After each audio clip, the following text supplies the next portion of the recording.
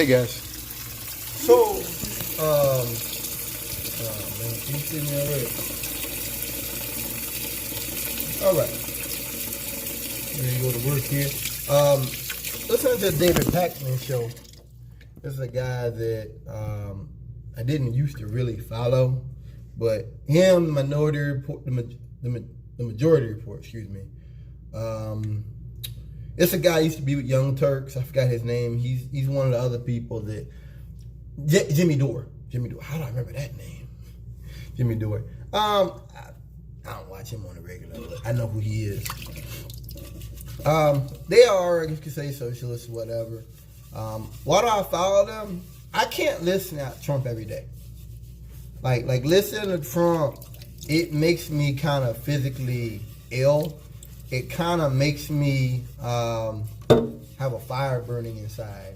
And I know that's not good. That kind of bothers me. I don't want to be a person go out and do violence, but it just burns at me. And David Pakman was talking about the MAGA bomber, the guy that put bombs in the mail. You ever heard conservatives talk a lot about that? And this guy is saying that he was radicalized. I remember when they came out with his van, and his van had all that shit on it, I knew right then, oh, this is, they got the right guy. Now there's people out there that will say, that's too perfect. They set it all up. But I've known white guys like that. They do put Trump stickers all over their place. They do things like that. You know, I think that for people like Alex Jones to operate, they have to operate as though this is a liberal world and liberal elites run everything. And as I've gotten older, I realized that's not true. Liberals, progressives, we've never really run anything, been in power. All that conspiracy stuff, if you're talking about elites, people, billionaires, that's one thing. But the average progressive out here, the idea that we're, no, that's crazy. That's crazy, man. We've never had power. Going back to Kent State, going back to the Weathermen, going back to those people. We've never had power. Because we had power, why would you have had put bombs in the Pentagon? That's things you do when you're desperate, when you don't have power. Thank you. Nobody wants to do stuff like that. Nobody wants to do. Everybody know what the U.S. government will do. Those are white people. Those are white people discussing putting bombs in the Pentagon and stuff like that. That wasn't black people. As much as we were going through, as much as Hispanics were going through back then, that was white people that realized how fucked up the American. Sometimes I look at what they were doing and all that, and I know, they talk about Saul Ayers or whatever, and they try to say he was with Obama and everything. I know they try to make it out like those guys are bad guys, but to me, those guys are real heroes. Just like Snowden and WikiLeaks and all that, those guys are real heroes to me.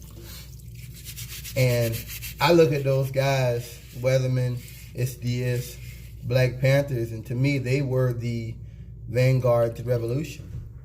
That's how I see them. They were the vanguard to the revolution.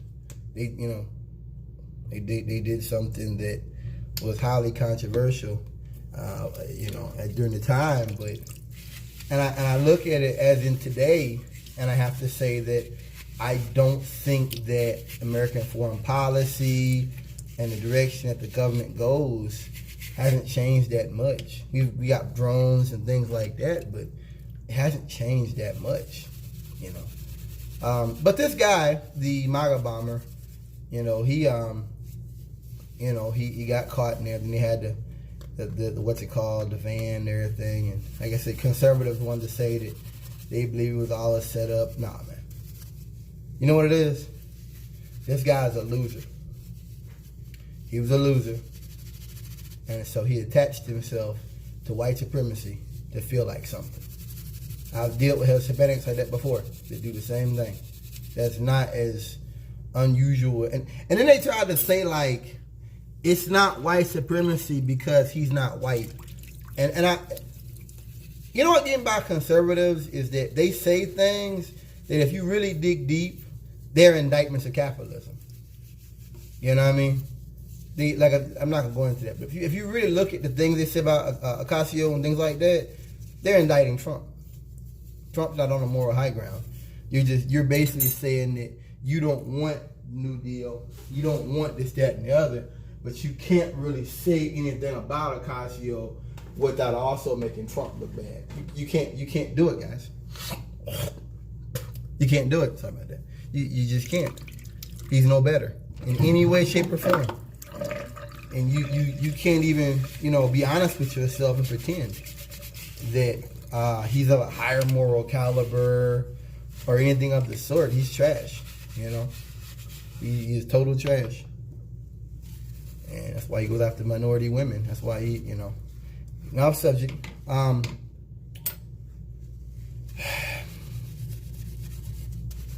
David Pakman was talking about how, I guess his defense in the case is going to be that, well, he felt like he was radicalized by Trump, by Fox News and all that. And David Pakman was talking about how we, people that have a voice, people that are out here speaking out, we have to be careful what we say because people can be radicalized by the things we say. And I respect that. And I agree. We agree. And conservatives always say that this is a free country. This is a free country. And you shouldn't have any rules on free speech and that any type of... And I realize more and more what white people are really saying is they're fighting for the right to be racist. More and more, that's how I see it. They're fighting for the right to be racist. Oh yeah. That's exactly what it is. Whether it be with Roseanne, you name it. All the stuff that we've seen over the last couple of years, they're fighting for the right. They're not fighting for the same thing that blacks and Hispanics and others. And there's white folks out here who are allies, whatever you want to call it. But in large part, white people are not fighting for the same things we're fighting for. They're just not. And I guess that's just something that's normal and that shouldn't surprise me or whatever. But that's what I found. They're fighting for the right to be racist. And you have a white man. This is why I had to make a video about it. With David Pakman, you had this white man openly saying that, hey, y'all, we need to be careful about the things we do and say because they can inspire violence. Now, I would say that with the left, that's kind of unnecessary. And I would say that with the right, he's wasting his time by saying it because the right's not listening to him anyway, other than to try to find a chink in the armor of his arguments. So I would say that it's a waste of time. I wouldn't talk about this, but I would say that I respect the fact that he's saying it because I go back to, once again, what conservatives saying we should all have guns, that, and the other. That's not realistic, man. See, look, man, white people are fighting to maintain white supremacy. Free speech, and I'm talking about hate speech. Free speech and things like that, to that extent, they have to kind of be allowed those things because that's white supremacy. That's part and parcel of white supremacy. That's right. So while it might seem crazy to me or to you to go out on Twitter when you've got a fucking TV show and make stupid comments about somebody calling them a monkey and then expect that nothing will come of it, I don't get it, but once again, and they'll call that political correctness. They'll call it political correctness and they'll say he's got the right to free speech, you're not letting him talk and everything. Bullshit. That's why I was telling you guys before about that guy. It was a guy that worked for Trump that I guess he's one of these people that's a constitutionalist and they think that Trump is a conservative and that they can get certain things, and maybe they can, but I don't really see Trump as I don't really see Trump as a conservative in any way. I don't see him as a conservative. I see him as a person that knows how to use these things to to say the right thing at the right time. But I don't see him as conservative in any way, shape, or form. I think that's ridiculous. He's not even. You've had people tell him this is unconstitutional. He fires him, and that's what happened with this guy. I guess he quit though, and Trump came out and had a tantrum about the guy, and there was a guy outside his house. I told the story before. There was a guy outside his house, and the police got the guy. He had been sleeping out there in the car for a couple days with a rifle. I don't feel bad about that. I don't feel bad about that at all. You know, and he was one of those people. Like I told you, well, everybody should have the right to do everything. They said, no, man, no. They want to turn America back into the Wild West. You know, it's not even about like Christian morals and stuff anymore. It's just about trying to roll back the advances of civilization. I can't even say the left no more. Just trying to roll back everything. That's why he attacked John McCain, even posthumously. And conservatives can't get it. That's why he does that, because that's dangerous.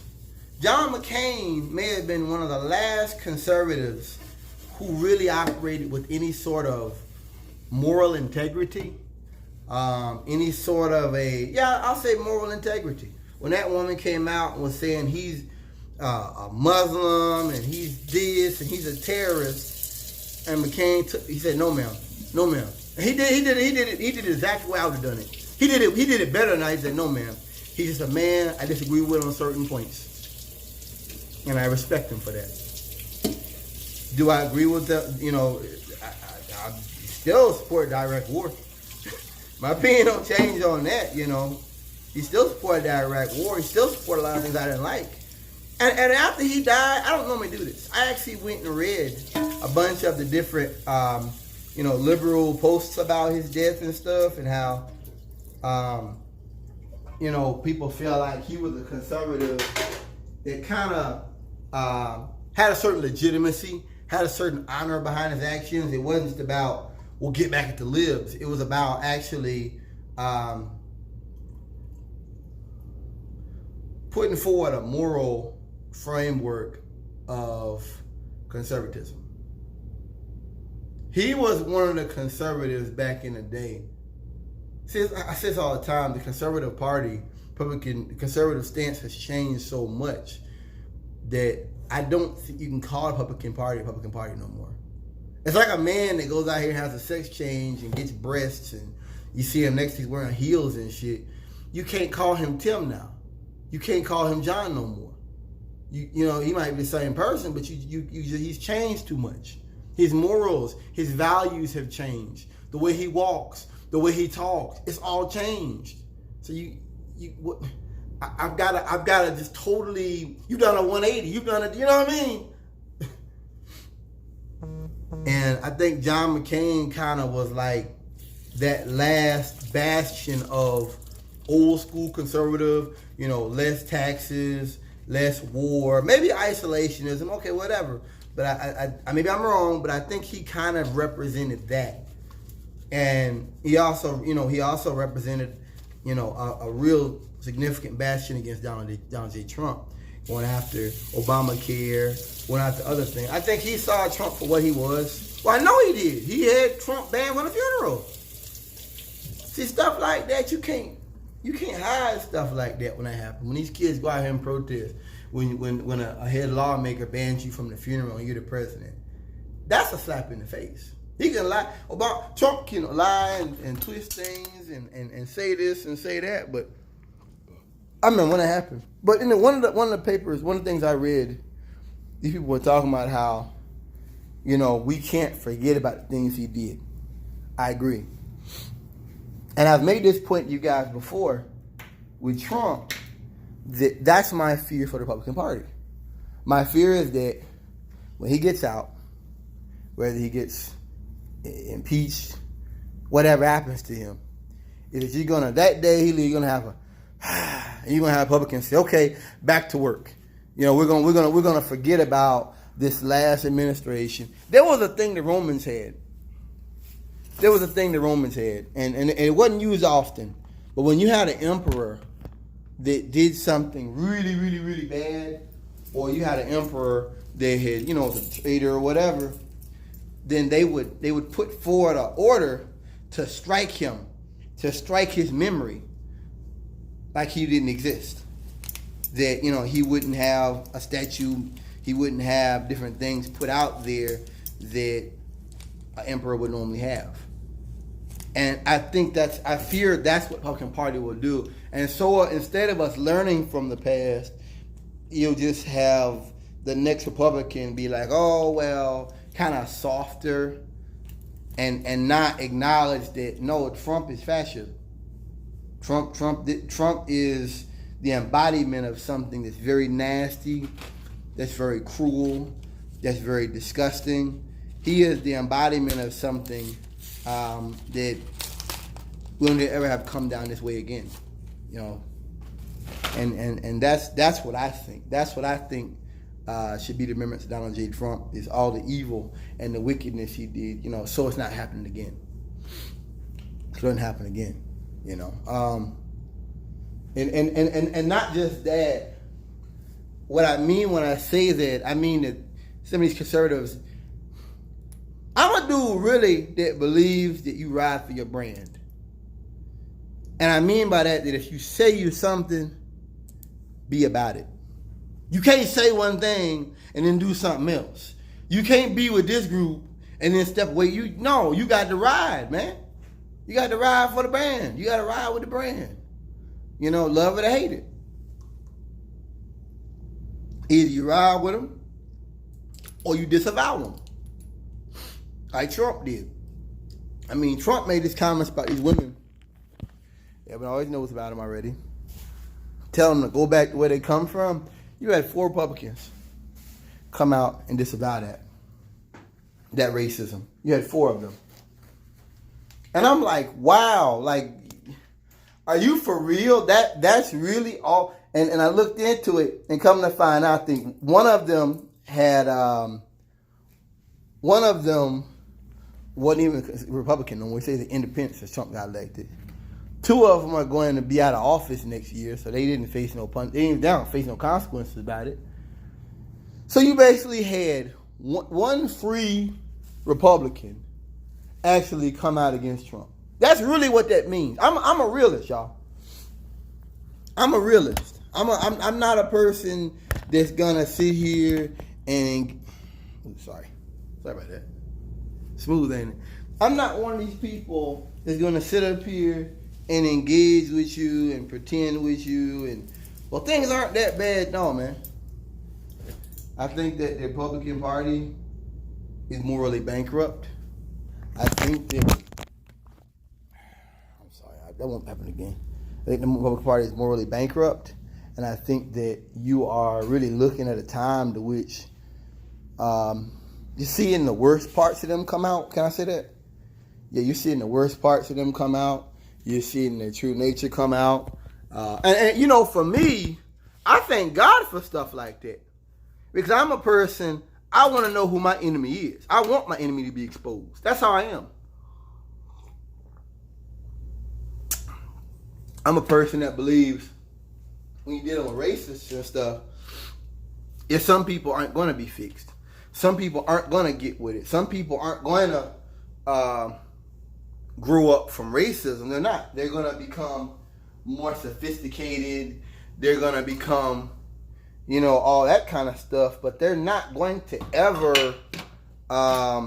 they're not going to ever evolve. Money isn't going to evolve them. Opportunity isn't going to evolve them. It's going to embolden them. So I'm not going to really sit down here and, like some people talk about, oh, well, don't you worry that you're angering these Republicans, these conservatives? No, man. Don't care about that bullshit. I'm not thinking about people that operate through hate, who already hate me. That's something I had to realize. That's dumb to even waste our time with that, to have that on our mind when these folks are showing you on a regular basis how much they hate you. And that's why I say it to y'all every day. that when you talk about Trump and you say, oh, you don't like this, do you not like Trump? Or do you not like this continuation of American foreign policy? What is it? What is it really? Can't be both. Gotta be one or the other. You know, it's I'm thinking back to what that girl said in the video this morning, that this guy was saying that, oh, well, you know, Kaepernick, he could have done other things to protest. Kaepernick could have, when they were wearing the T-shirts and having the talks, that would have worked. And she said it, that you don't realize there was a lot of white people that hated him for that. You know? And she made a really great point. You know? That's what you call an ally. That's a real ally. Because she's showing you how white people operate, that they don't want you talking about that shit, period. It doesn't matter if you're kneeling on a field. It doesn't matter if you're peaceably protesting a business somewhere. It doesn't matter if you're just at your house talking. It doesn't matter. You know, my dad likes to make a good point. I like it. He said he compared white people to the Borg. We agree. You know, assimilate or die. Assimilate, you know. Resistance is futile, all that kind of stuff. We agree. I agree with him on that. That white people like the Borg. They want you to assimilate and accept white supremacy, you know. And then when they do bad things to us, and then 5 years down the road you have a riot, white folks can't understand why, you know. I will say that the fact that there was only one guy in that classroom that said, well, if he doesn't like it, he can leave. I love that. You know what I mean? I love this. And a lot of them didn't speak. Maybe a lot of them felt like that. But the ones I seen talking, they got it. They understood it. You know what I mean? They understood it. And that's why when they talk about black people protesting and getting violent and stuff, I can't listen to that shit. I can't. Because even when we go out here and we peaceably do things, we can do to kind of have peace behind the stuff, you still hate us. So I'm not even going to waste my time trying to reason with devils that hate me on the front end and the back end. I'm not going to waste my time. And I'm not going to advocate that any other black person does either. Because you're wasting your time. Whatever you do, they're going to hate you for it, man. Whatever you do, they're going to hate you and they're going to come against you. And that's just something that you have to accept. You know what I mean? If you're going to go out here and...